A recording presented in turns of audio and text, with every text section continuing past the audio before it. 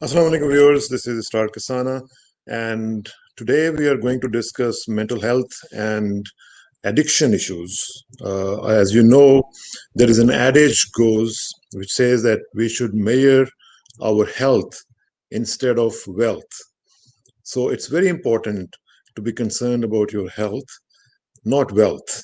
So, and when it comes to mental health, it is even more important.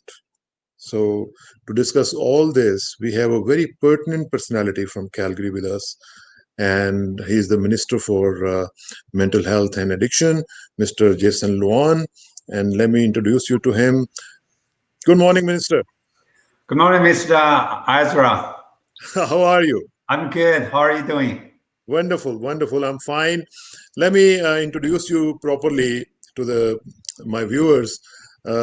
Mr. Jason Luan is MLA for Calgary Foothills. He's the Associate Minister for Mental Health and Addiction. He also been served. He has served as an MLA for Calgary Hawkwood before 2012 to 2015, and he graduated from University of Calgary with a Masters of Social Work in 1990. He has dedicated his career to public service, promoting healthy families, strong communities, and economic prosperity. He served in a variety of roles in provincial and municipal governments, including as a child protection worker, a social planner, a manager, and as a senior counselor as well. So, Luan has also managed funding for non-profit social service agencies, which is very important, and he's been doing that for the last 20 years. He co-chaired the Immigrant Sector Council of Calgary 2006 to 2012, and served on the Calgary Council on Mental Health and Addictions from 2017 to 2018. So let me give you a little bit of introduction to mental health also. The term mental illness and addiction refer to wide range of disorders, and they affect mood, thinking, and behaviors. So examples include depression, anxiety disorders, and schizophrenia, as well as substance use disorders and problem gambling. And mental health illness and addiction can be associated with distress and or impairment or functioning. Symptoms vary from mild to severe, but with appropriate treatment, this is a good news. With appropriate treatment and support, most people can recover. Now, let me give you overall scenario in Canada. In any given year, 1 in 5 Canadians experiences a mental illness or addiction problem.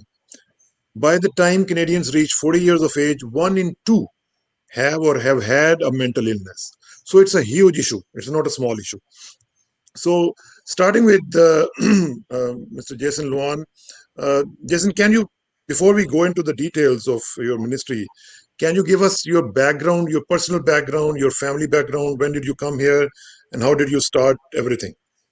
Well, thank you so much, and thank you for that wonderful introduction. And also, I'm impressed by your knowledge for mental health, and particularly when you mentioned 1 in 5 of us in our lifetime will encounter one way or another mental illness or addiction. That's absolutely true. So thank you for giving our audience that background. Myself, very quickly, you've done a very wonderful introduction already. I'll just add to that. I'm an immigrant myself. I came from Canada in 1988 as a student. Completed You came from China? From China to China. Okay. China, Beijing. And I came here from my Master of Social Work, Management Education. I finished that, and then maybe I should back up a little bit. My intention wasn't to stay here. My intention was finishing the degree, go back to China. I'll be one among the 2 in the whole country have a Master of Social Work education. But while I was here, lots of things changed. Most people probably recall the Tiananmen Square thing. By the time I graduated, there's a completely different kind of environment.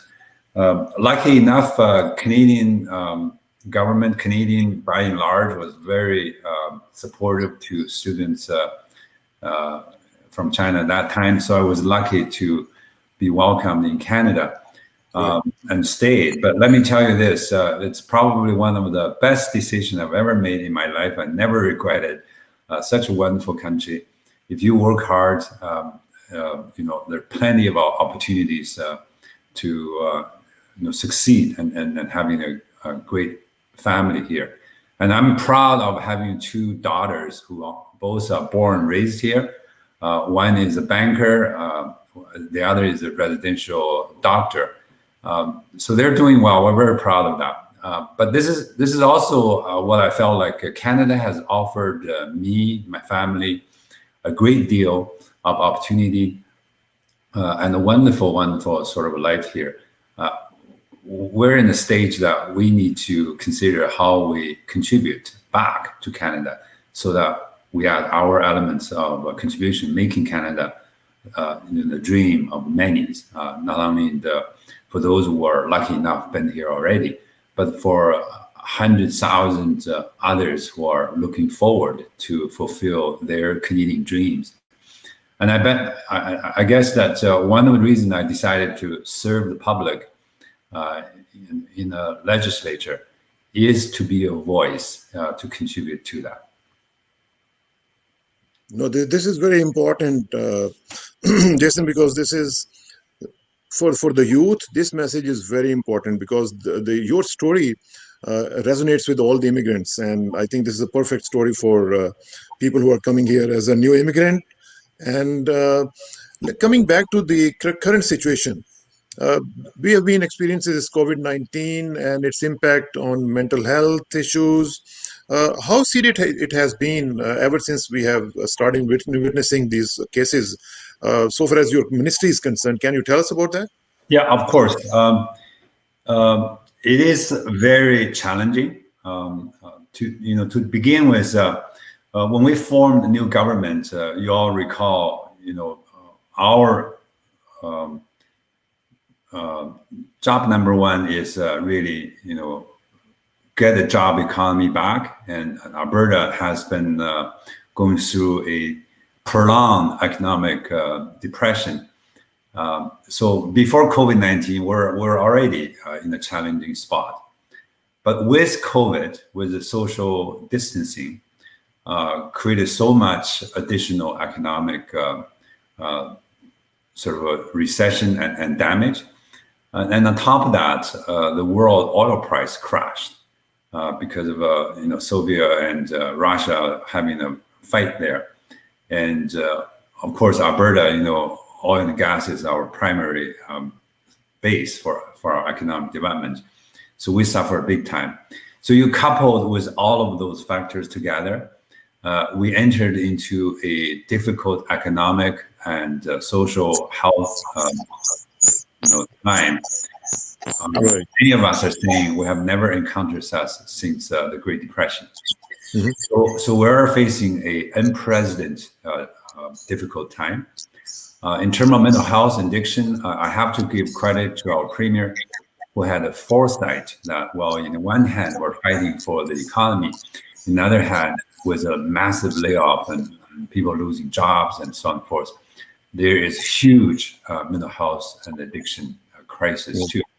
So he had the foresight, created this brand new associate ministry, focused entirely for mental health and addiction.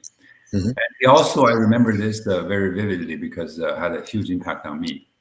When he tapped on my shoulder to say, Mr. Luan, I need you to take the lead to work on this file as the first social minister for this, under the condition that we are still in a very difficult economic time. Virtually every ministry I'm asking for is figure out ways how to save your dollar. But we've given you the biggest cash in our platform. Right. $40 million committed for, new strategies to combat mental health and addiction, and new strategies to deal with this opioid crisis that we actually have. So I must say that I felt enormous sense of responsibility and pressure I promised to Premier I would do everything I could and make sure every dime of that 140 million will be leveraged Yes. with community and others to be well spent. So that's how I came to the role as the Associate Minister of Mental Health and Addiction. Right. And let me tell you this, since day one, we got the job. We're a small office, but boy, we travel everywhere, every corner of the province. We know the many issues surrounding addiction and mental health are so difficult, complex, and emotional. It's very hard to have a clear cut to say what will work, what won't. And as you can tell, even for the issues of reviewing supervised consumption site service, it was so emotionally charged for those who are for it and those who have concerns with it. Yeah. But make no mistake, we work around the clock, very, very sort of dedicated, nonstop. But in the end of the day, what we come to the solution is, after hearing with everybody, is instead of continuing on the path of managing mental health and addiction as a problem, dealing with that in a crisis after crisis mode, rise to the top with a brand new vision that what we want to do is helping our burdens get well and get out of addiction.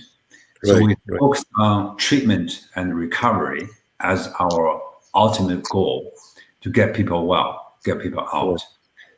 Then everything else needs to be under that focus. And we agreed, Premier announced this, so we're going to develop a recovery focus, full continuum care.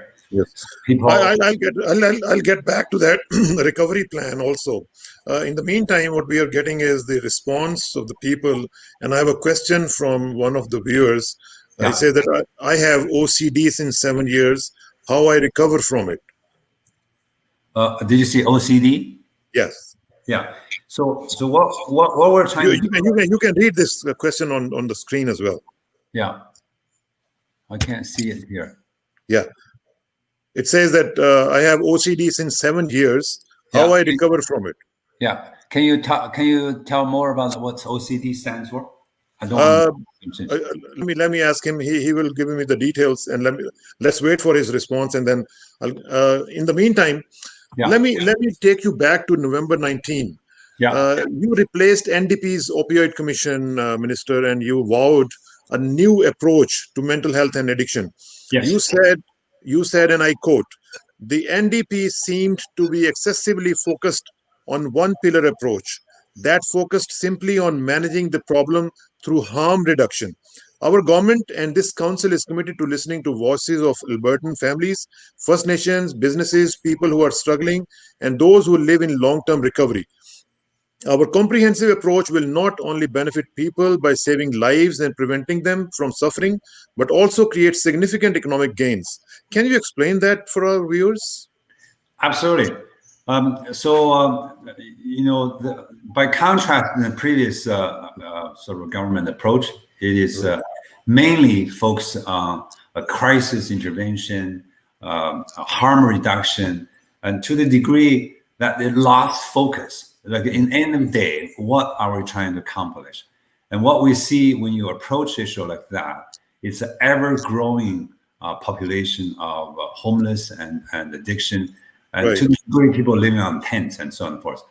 So what we want to shift that is instead of having this one pillar approach, we want to develop a full continuum of care from prevention, intervention, treatment to recovery. And under that umbrella, we have to be very focused why we're involved on this.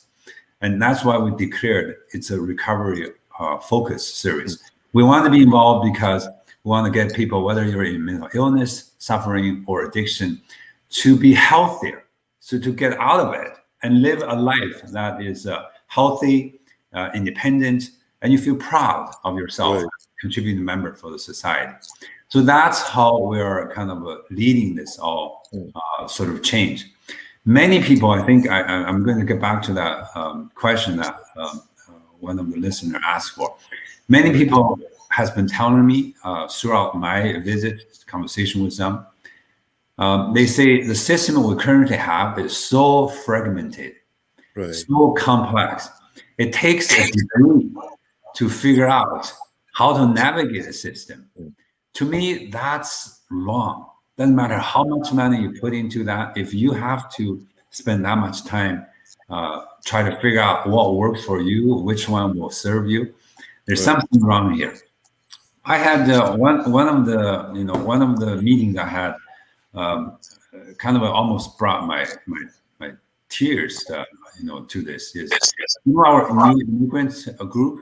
Not only we struggle with language, with culture, but on top of that, we do have families who have mental health addiction challenges. Can Right. you imagine while they're struggling with those conditions, on top of that, have limited ability with language and connections to access to service?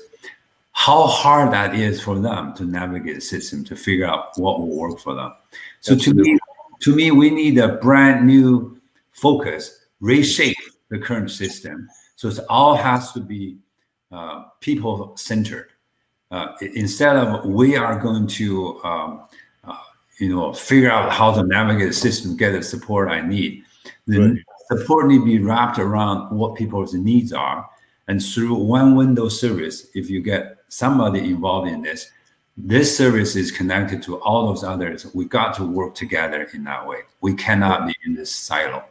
Absolutely. And Absolutely. that's the reason we appointed that advisory council that you talk about, Right. working on delivering a full continuum, comprehensive strategy. We're working around the clock to have that detailed out.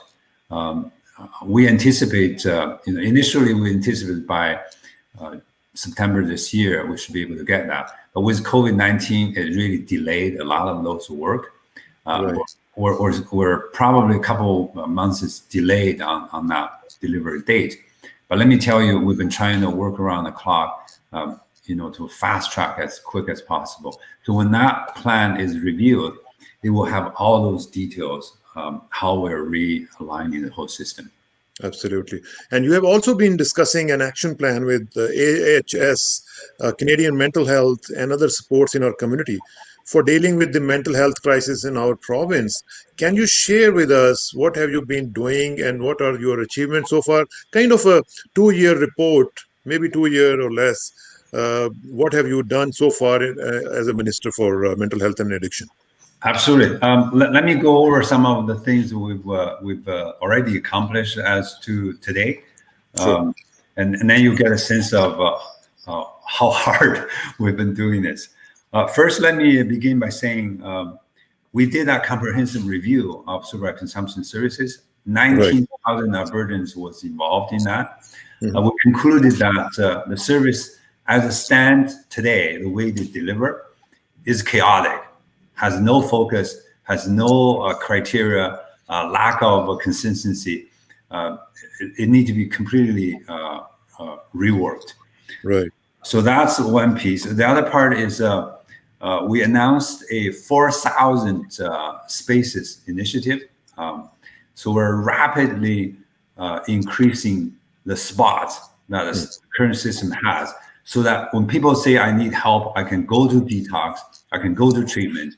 Otherwise, with the previous system we inherited, if you say I need help, I want to get detox, I want to get out of this, you're being placed waiting for weeks, sometimes months for that.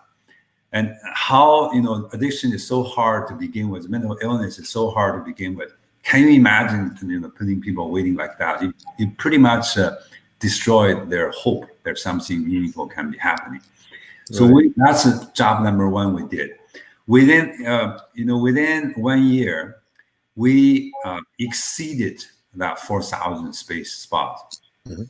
Now we thought it will take us 3 years to create that spot. We began by funded indigenous-led treatment center, Pound Makers. If you Right. remember. they're close to 1,000 spaces added there. And then we increase capacity of a couple of other existing treatment centers. And listen to this. Those are the centers that they are first-class treatment facilities. Very good. In our country. Yet, with the previous government, some of those ones are 50% empty. They have beds, they have everything there, but government don't fund them. So they're empty. They're trying to figure out fee for service for people outside of province, whoever pays and get treatment there. In the meantime, our Albertans who are struggling with this is on a long waiting list. So we took an immediate step, funded several of those, including Thorpe Treatment Center, a couple in Calgary, Fresh Start, and Healing Lodge. And then we drastically expanded. Blood Tribe has a withdrawal management center that is combined with Indigenous services. It was one of the best with EMS and sort of treatment withdrawal services all blended together, created a brand new service. We doubled that capacity. And then that's the 4,000 spaces kind of initiative. Along with that, we also funded $8 million to expand some of the harm reduction initiative. The opioid dependency clinics that we have 10 across the province will give $8 million to increase psychosocial support for all those 10 clinics. And again, that's a huge sort of boost to their capacity. And then we significantly increased the detox centers. We funded those detox centers in southern Alberta and Calgary, increased, boosting their capacity. And listen to this.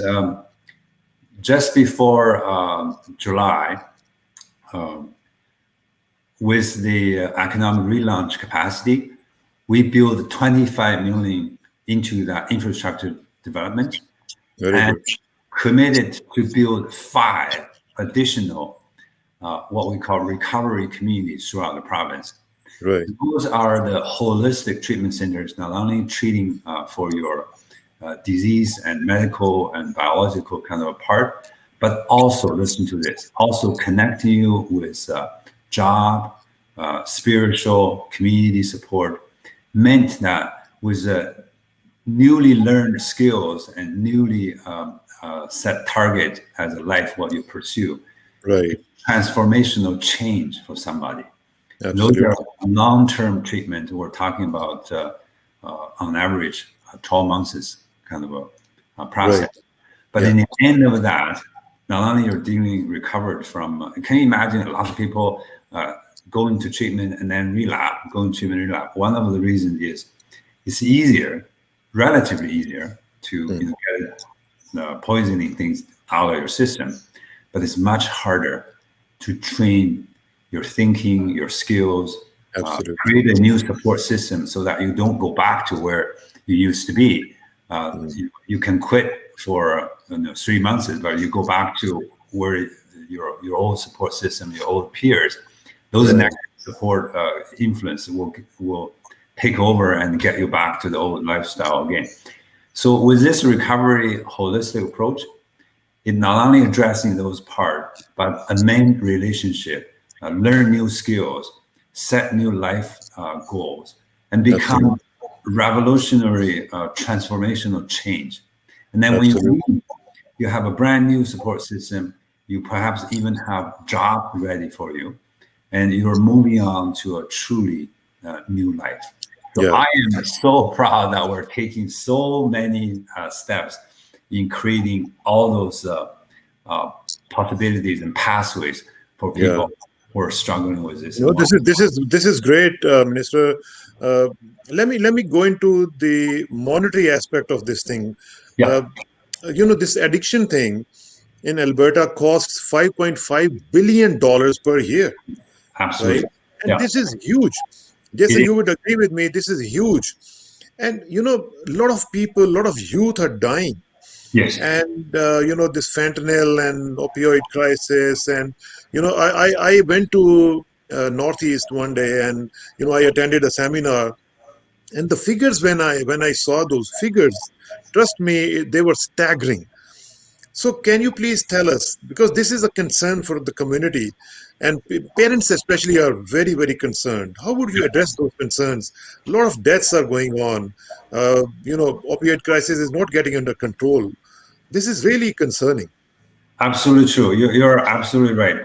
As we speak today, Alberta is still in the midst of opioid crisis. Right. So since we took government, I'm pleased to say that the death rate for people who overdose because of opioid has consistently dropped, decreased. And one of the reason is COVID-19. Well, COVID-19, I must say, before COVID-19, we have 3 straight quarters. The trend went down. But with COVID-19, as you can appreciate, with social distancing, isolation is so hard for people who are experiencing addiction and mental illness. And we anticipate that it will spike because of the COVID-19, which is no surprise and no difference than the rest of jurisdictions across the whole country. We're all seeing that coming. So we're still examining those numbers as they come, but we fully anticipate it will go up. But that's another reason, let me tell you this, why we developed a 53 million comprehensive mental health COVID-19 action plan. And that plan is one of the most comprehensive one in Canada, and the total amount of money, the 53 million we put in, doubles all the other provinces and territories committed together. So it's a huge commitment. The reason we did that is we know full well we were in a difficult spot. With COVID-19, it's going to drag us into even further challenges there. That's why when we presented this comprehensive plan, I can take, if you don't mind, I can take a few seconds to explain that. Sure. There are 3 key components. One is we drastically increased the people's quick access to information and e-service. So that's the hotline, mental health, addiction, kids line, text line, phone access, 211, you name it, and e-therapy. So we drastically increased that with about $22 million investment there. Then the second part is we firmly believe when we deal with this kind of crisis, government alone cannot do it. Absolutely. So what we did is we created a community grant program, mobilized community, people helping people. So 25 million has targeted for that. We're still in the second stage of dispersing those grants. The first round, there is 400 applications came in. We supported over 84 applications for the first grant. Now, as we speak today, we're reviewing another 500 applications, for additional support. There will be one more in November for the community grant. But the whole purpose for that is instead of we trying to figure out all the solutions, we're mobilizing the community. Yes, because of COVID-19, we need to maintain social physical distance measures.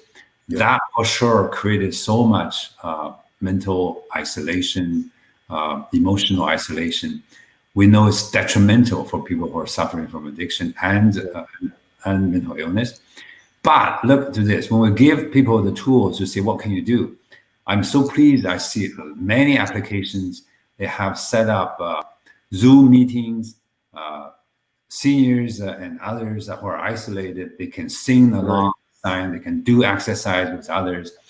While they maintain physical distance, they increase the social connection as a way of combating the isolation part. So I'm so pleased to see many of those creative interventions came from the community, and we want to support them. That's good. And then you repeatedly mentioned the word recovery, and you guys declared September to be the recovery month for the second year in a row. Yeah. Supporting those in recovery from addiction and those seeking to achieve it. How important is it in the overall strategy, and how could we build the recovery capital? What is the Alberta model exactly, to be exact, actually? Thank you so much for mentioning that. Alberta has been one of the jurisdictions that really fully embrace that recovery model. When you mentioned about Alberta model is the one I was talking to you earlier. We focus on recovery. We believe that recovery is possible and attainable. Right. Let me spend a few seconds talking about my learnings about this vast recovery community. Unlike many other areas of social work that I worked throughout my career, Right. in this recovery community, it's so huge, so big. Let me tell you a learning I had since I took the current post. I was attending, fundraising events, grand opening of the universities, and many other occasions as MLA, as minister. Right. And you meet so many people. To my surprise, I have people coming, tap on my shoulder to say, Minister, you're doing a great job on this.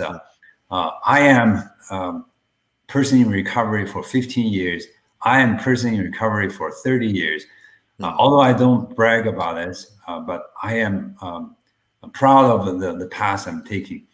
But there's so many of them. So people who have been struggling with mental illness and addiction, but figure out ways to recover from it and maintain that kind of healthy life. There's so many of them. They are, lots of them are involved in supporting others. Virtually all the treatment centers have gone through, so many of them sharing that story. And they use that story to inspire others, to encourage others to follow on that path. Right. I've met business owners, top executives, university, college leaders, you name it.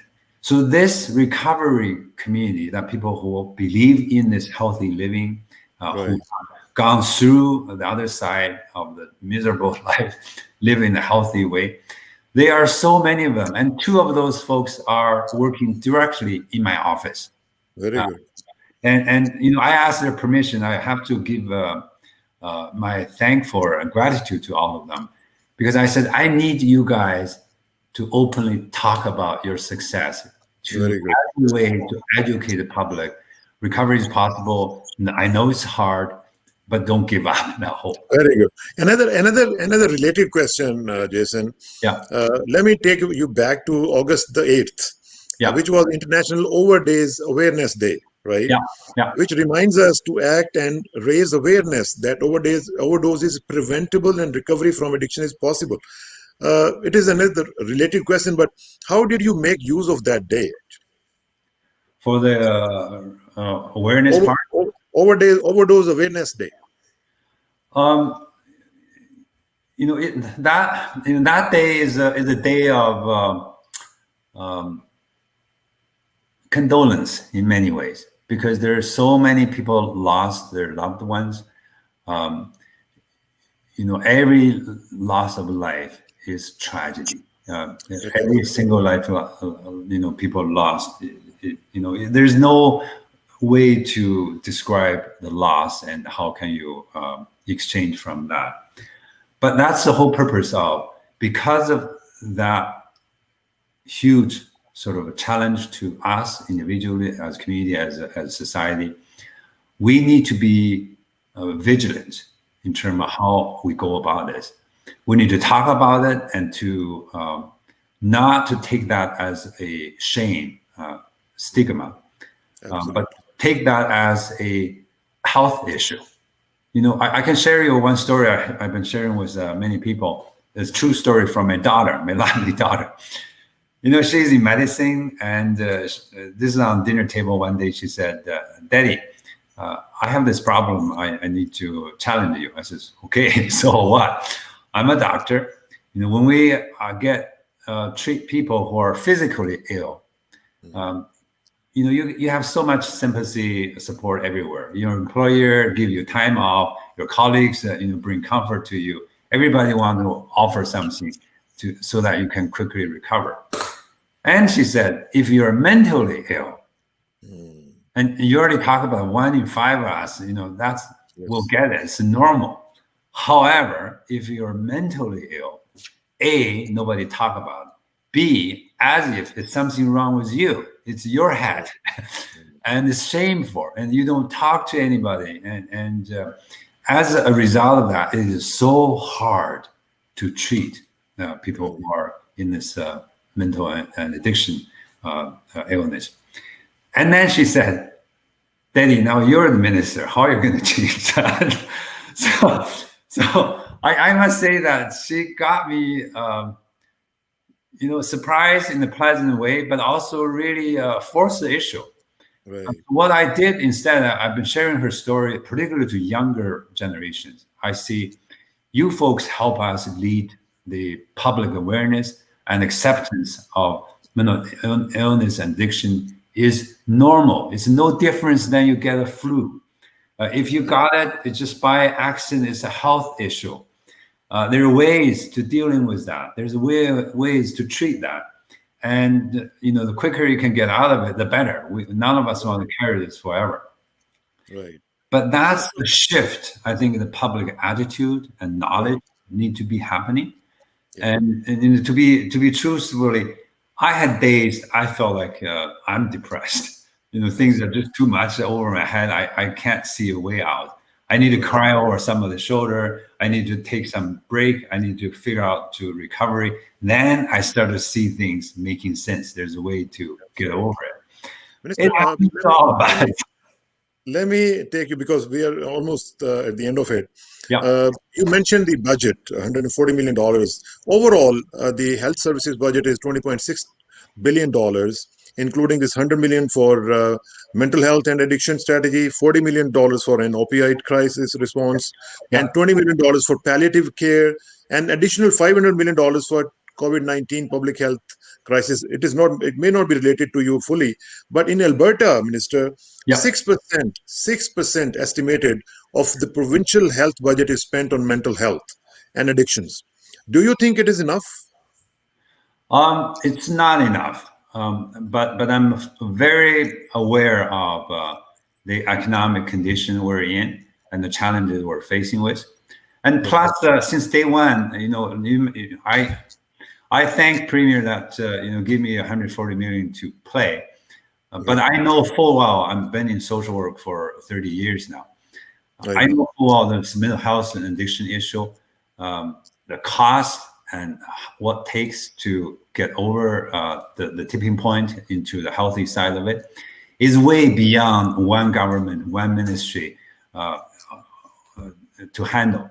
So 140 million is a drop in the bucket.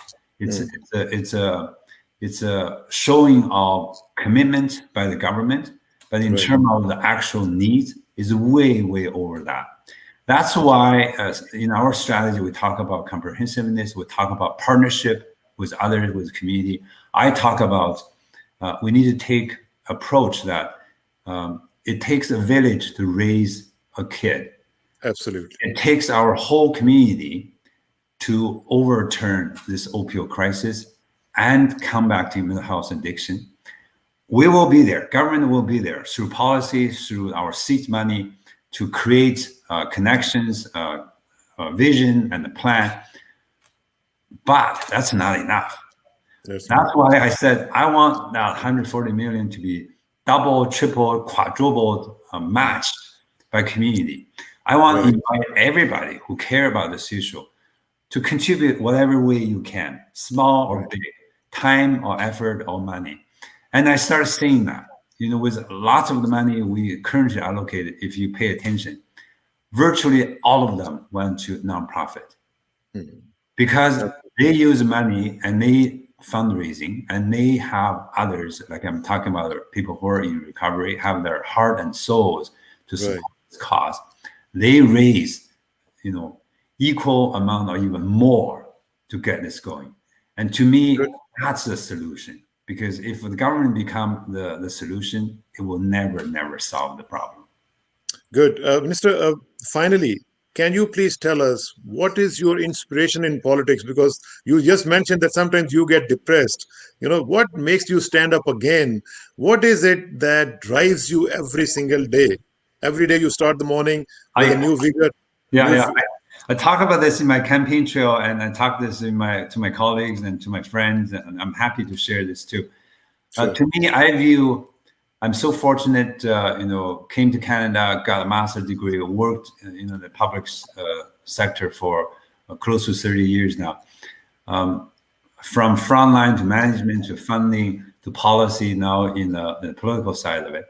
I feel like there's a window open for me. I can use all of those knowledge, experiences, make a real tangible impact, meaningful change. To me, politics is a vehicle.